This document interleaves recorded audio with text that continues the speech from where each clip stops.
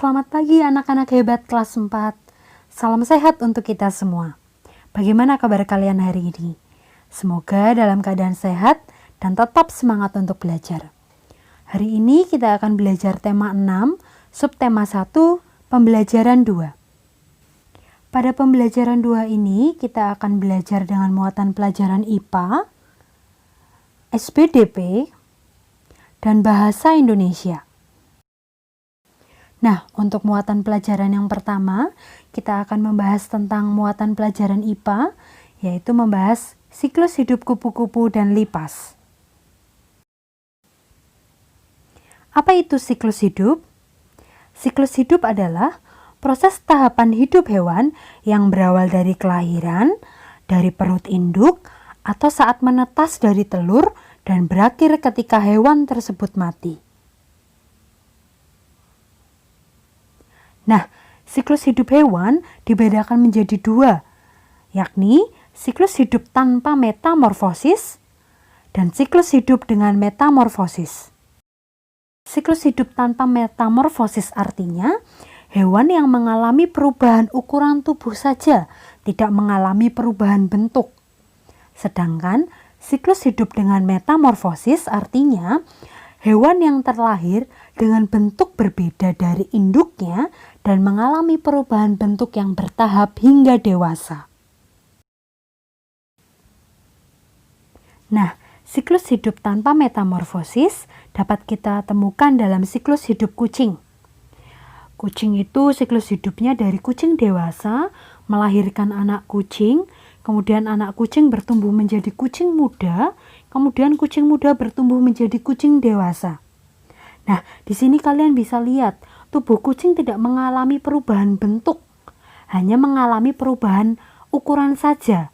Nah, itu artinya siklus hidup kucing itu tidak mengalami metamorfosis. Ya, jadi bentuknya sama saja, tapi ukurannya saja yang berbeda.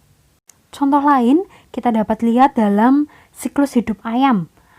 Siklus hidup ayam dimulai dari telur, kemudian telur menetas menjadi anak ayam, kemudian anak ayam bertumbuh menjadi ayam dewasa.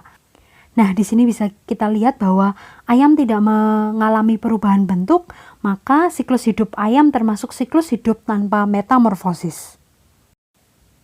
Nah, selanjutnya, siklus hidup dengan metamorfosis dapat kita lihat dalam siklus hidup kupu-kupu.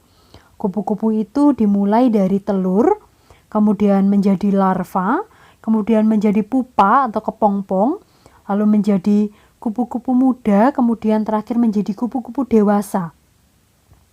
Nah, ini siklus hidup kupu-kupu. Kemudian contoh lain ada juga dalam siklus hidup kecoa atau lipas. Kecoa itu dimulai dari telur, kemudian menjadi nimfa, kemudian menjadi kecoa dewasa. Nah, setelah ini kita bahas satu persatu ya.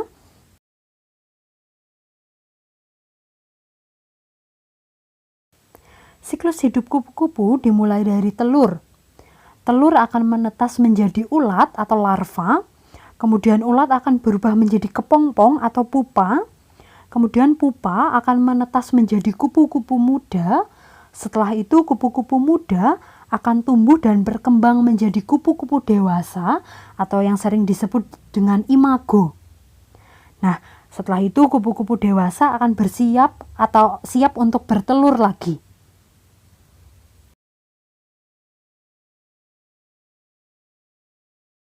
Nah, pada siklus hidup kupu-kupu, kalian akan melihat bentuk yang berbeda dari tahap ke tahap, mulai dari telur, ulat, kepompong, hingga menjadi kupu-kupu. Perubahan inilah yang dinamakan dengan metamorfosis. Pada siklus hidup kupu-kupu, bentuk hewan yang baru lahir atau yang baru menetas dari telur sangat berbeda dengan bentuk saat kupu-kupu sudah dewasa. Nah, metamorfosis ini disebut dengan metamorfosis sempurna.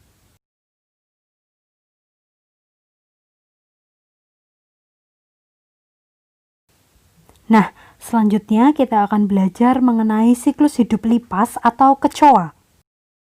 Siklus hidup kecoa dimulai dari telur.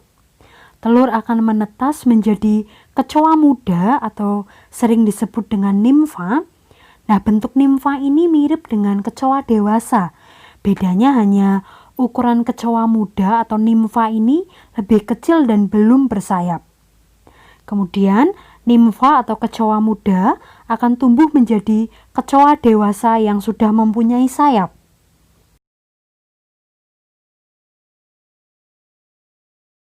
Pada siklus hidup kecoa atau lipas, kecoa melewati 3 tahap, yakni dari telur, kecoa muda atau nimfa, kemudian menjadi kecoa dewasa.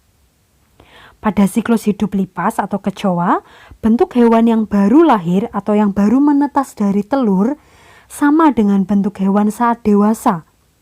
Nah, metamorfosis inilah yang disebut dengan metamorfosis tidak sempurna. Nah, kita bisa simpulkan bahwa metamorfosis sempurna artinya siklus hidup hewan yang mengalami tahap larva dan pupa atau kepompong. Contoh hewan yang mengalami metamorfosis sempurna selain kupu-kupu yaitu ada nyamuk, lalat, dan katak. Kemudian, metamorfosis tidak sempurna artinya bahwa siklus hidup hewan yang tidak mengalami tahap larva dan pupa atau kepompong, tetapi mengalami proses nimfa yang bentuknya tidak jauh berbeda dari bentuk dewasanya. Contoh hewan yang mengalami metamorfosis tidak sempurna yaitu ada belalang, capung, dan jangkrik. Nah, itu tadi mengenai siklus hidup kupu-kupu dan siklus hidup lipas atau kecoa. Miss Rina harap kalian sudah bisa membedakan mengenai metamorfosis sempurna dan metamorfosis tidak sempurna. Sekarang kita lanjut ke muatan pelajaran berikutnya yaitu SBDP. Pada pembelajaran hari ini kita akan belajar tentang tempo lagu. Pada tema sebelumnya kalian juga telah belajar tempo lagu. Mari kita ingat, tempo lagu adalah tanda yang menunjukkan cepat lambatnya lagu dinyanyikan. Ya, jadi cepat lambatnya lagu dinyanyikan disebut tempo lagu. Nah, tempo lagu dibedakan menjadi 3, yaitu tempo lambat, tempo sedang, dan tempo cepat. Kemudian, kecepatan lagu bisa diukur dengan alat ukur yang disebut metronom Melzel atau disingkat MM.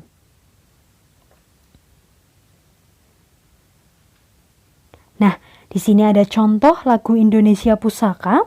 Kalian bisa dilihat di situ bahwa tempo lagunya adalah moderato. Artinya apa? Artinya bahwa Indonesia Pusaka dinyanyikan dengan tempo sedang.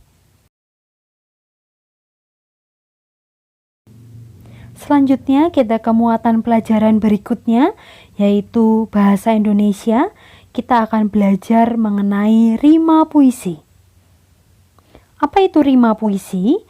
Rima puisi adalah persamaan bunyi akhir pada puisi. Jadi rima, diingat-ingat, rima adalah persamaan bunyi akhir pada puisi. Rima puisi ditemukan pada akhir kata setiap larik atau setiap baris pada puisi. Rima pada puisi antara lain ABAB, AAAA, AABB, atau AAAB, AABB, ABAA. Nah, sekarang mari kita lihat contoh puisi kisah seorang penyair. Puisi tersebut mempunyai 2 bait, di mana setiap baitnya memiliki 4 baris. Mari kita bacakan dulu. Penyair menuliskan kata pada setiap larik yang dibuatnya. Lewat kata-kata ia bercerita, mengungkapkan isi hatinya. Larik demi larik berkait, tersusun indah menjadi bait. Bait-bait indah penuh makna, Dalam puisi ia bercerita. Nah, pada puisi tersebut kita bisa lihat yang sudah Miss Rina tandai dengan warna merah adalah rima atau bunyi akhir setiap baris, di mana pada bait pertama ada a a a a. Kemudian bait kedua ada i a a. Nah, dapat disimpulkan bahwa rima puisi di atas adalah a a untuk bait pertama, kemudian untuk bait kedua ada a b b. Nah, setelah ini kalian bisa berlatih untuk menentukan rima puisi pada suatu puisi. Nah, itu tadi pembelajaran kita hari ini. Semoga kalian paham apa yang sudah Miss Rina sampaikan. Tetap semangat belajar, jangan lupa jaga kesehatan.